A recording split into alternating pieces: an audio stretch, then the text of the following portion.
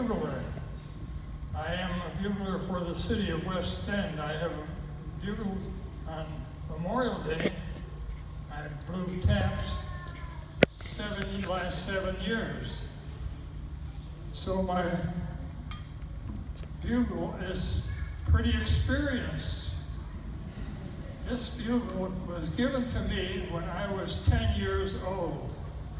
I had just become a Cub Scout. In fact, our Cub Scout pack started the Cub Scouts in Wisconsin, and I was the first Cub Scout in the state. How about that?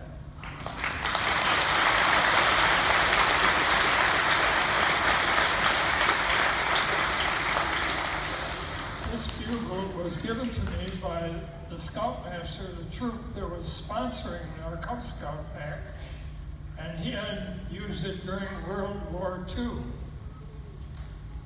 So he brought it home with him from Europe. I don't know how old it is. He said it must be very old, because he used it all during World War I.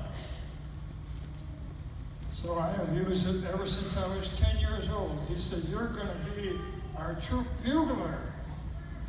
I was 10 years old. How do I know I'm going to be bugler? I found out. Yes.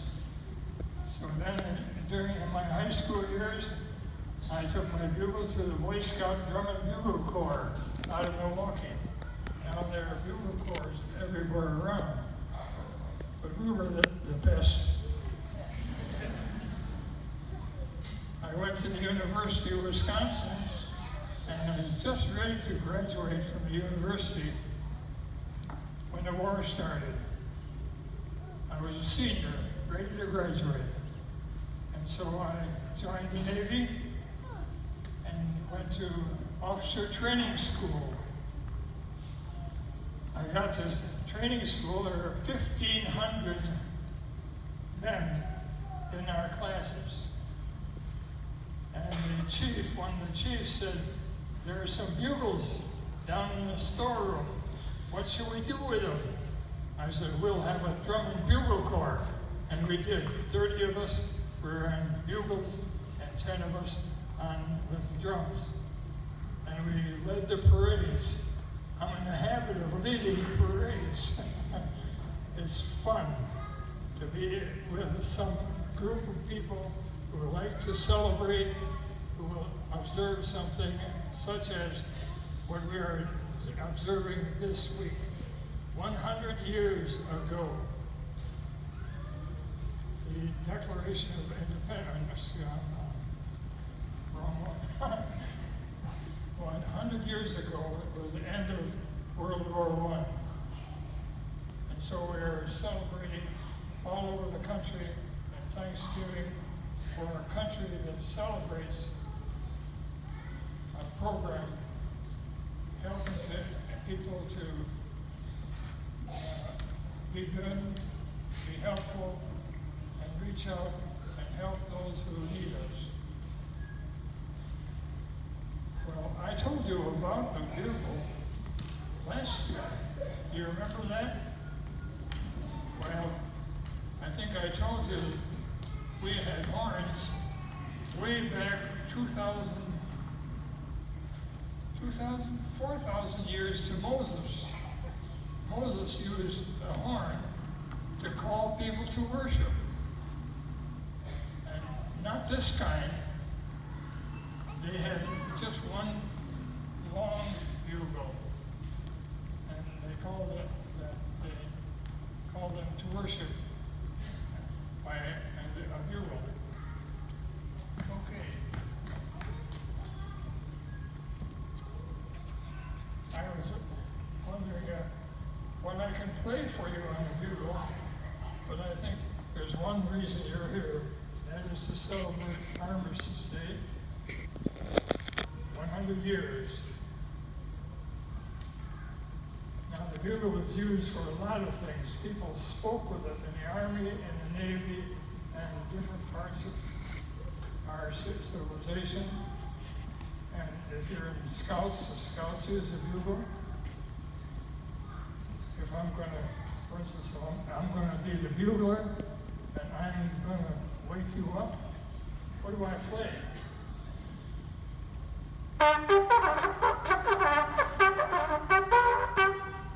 You can't get him up. You can't get him up.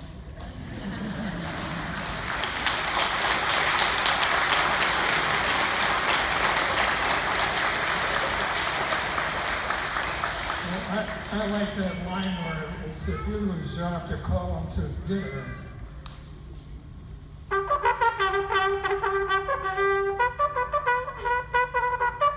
Something like that. So, anyway,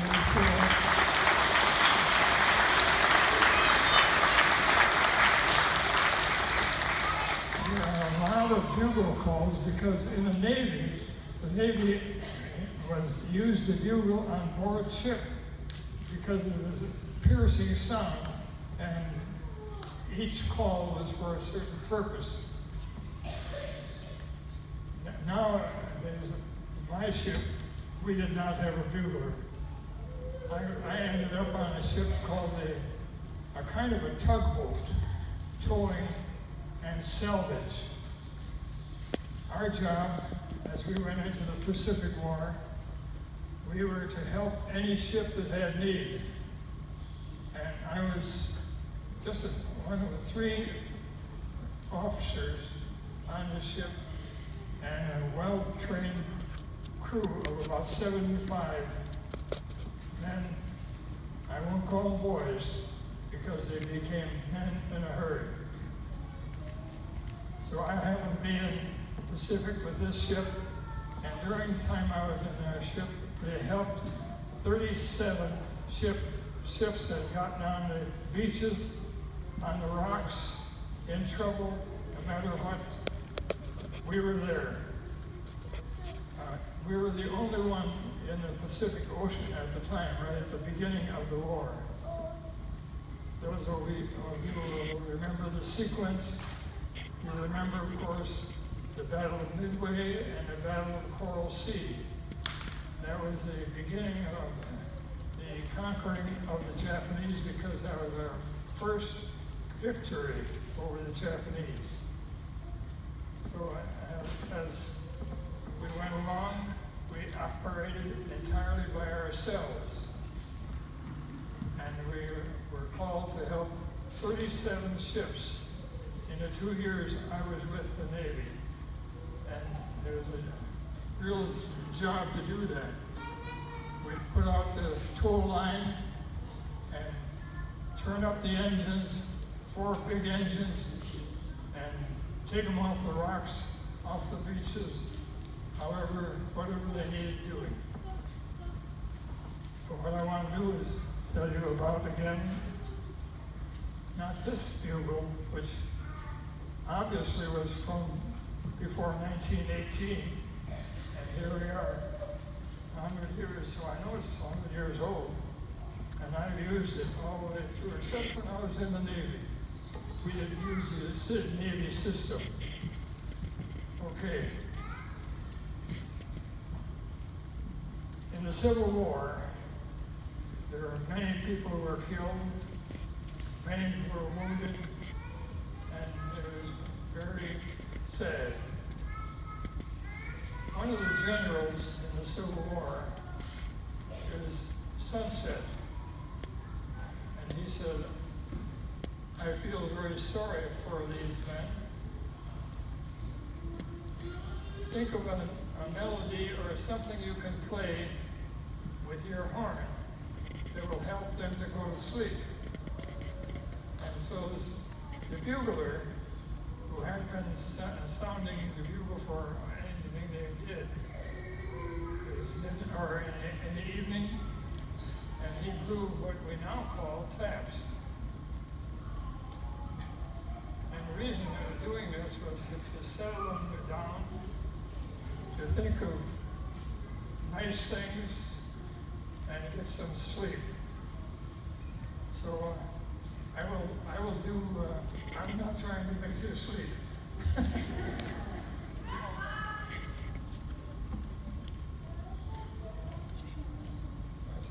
Sorry. You need that? No. And do. About a year ago, I had a little problem. And my legs, oh, they're here. Listen.